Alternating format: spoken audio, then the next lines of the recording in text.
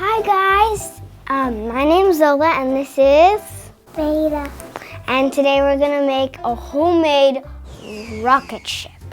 So all you need for this is 3 supplies: a fan, and a garbage bag, and 1 Sharpie. Step 1, you need to draw your favorite animal on the bag.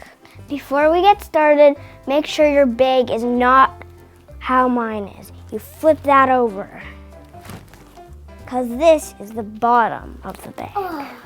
And now we're gonna draw whatever you want on your garbage bag. I'm gonna draw a cat because it's my favorite animal. So I'm gonna draw a nose, and the mouth, and the eyes, and probably the little hands. You ready?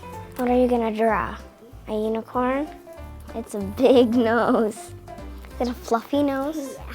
It's a fluffy nose because I love fluffy things. They're so cute.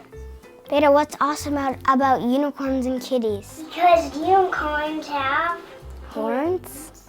yeah. Horns. Next step, open our bags. Here's our fan. Now turn it right up to maximum. Whoa, that's so cool.